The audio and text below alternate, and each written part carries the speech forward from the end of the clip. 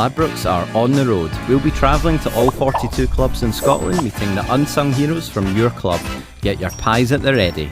Not many clubs can claim to have links to both Norway and Monty Python, but football can be full of surprises.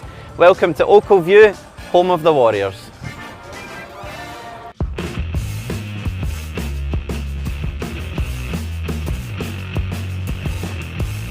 Manager Brown Ferguson started his playing career at fierce rivals at East Stirling, but finished at Stenhousemuir, of course.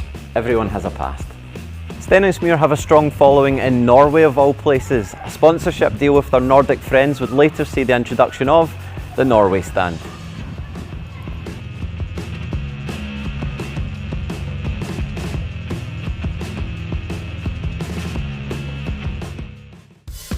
I started out just as a supporter, but ended up getting caught up in helping out behind the bar, in the wee bar downstairs.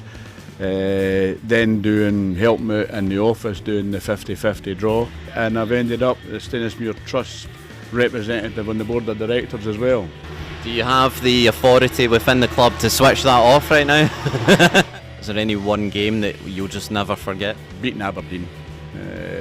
The ground was a wee bit different then. This stand we're sitting in now wasn't here. This was just a covered terracing, and there used to be what they used to call a wee doll's house at the other side of the pitch. I always remember we were in the terracing, and at that time you had Ian Jess and Duncan Shearer playing for Aberdeen, and they came out and they're kind of looking as if to say, what are we doing here? The pie is the pinnacle of Scottish football cuisine, but it would be nothing without a thin wee layer of tomato sauce. Oscar, are you the man of many jobs around here? Afraid so. Yeah. Tell me about it. Handyman, although the directors would dispute that fact. What else? Groundsman, kitman, agony aunt for the first team. Any divas in that dressing room? Oh, there's loads of divas in there. They must have short sleeve, they must have long sleeves. What else? The hair gel must be ready for them, stuff like that. So obviously you spend a lot of time with the players. Who's the big characters in that dressing room? There's quite a few. Colin McMenamin, man of many clubs. Who else? Buzz Smith, goalkeeper, who, when he wasn't with us, turned up here for what he thought was an away game, and he was actually at home because he was playing at Brecon at the time. So he then had to jump in his car and drive like a bat out of hell back up to Brecon. Obviously you've been here a long time. Any particular highlights for you? Being promoted against all odds. That was a 2-day kind of hangover bender. That'll be cut. Well, I don't know. I don't think it will be cut. Oh well, carry on. Tell us about that night. Those 2 nights. Okay. Those 2 nights. We came back here, and obviously the fans were here in what they call the wee bar, and it was kind of carnage. And then I got up the next day and I had to meet all the first team because we were having a do in Glasgow. So that went on again, but I made my work in the morning.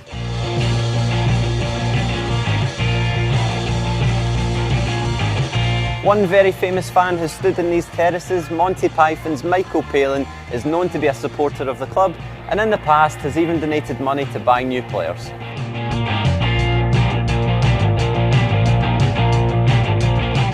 I've been doing the stadium announcing now for 3 years in November.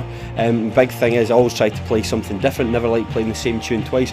The big thing for me is I like the team to run out to Stone Cold Steve Austin's entrance music.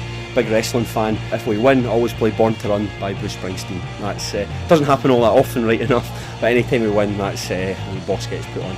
As a fan, is it difficult to stay professional in your job? You see a goal, you're not just tend to be like an absolute dancer. Like I've got to calm down before I do it. There's times when I've gone on the microphone, like the team scored. We've scored. There was a game against Peterhead. We'd gone 3-0 down, and then we came back to win the match 4-3. And when Kieran Miller scored the 4th goal, I was out of breath, like celebrating. I was in here myself, absolutely going off my head, and I just had to compose yourself. Goal for the Warriors, number 7, Kieran Miller. Just a quick announcement for Oscar Orr. Just want to tell him how handsome he's looking today.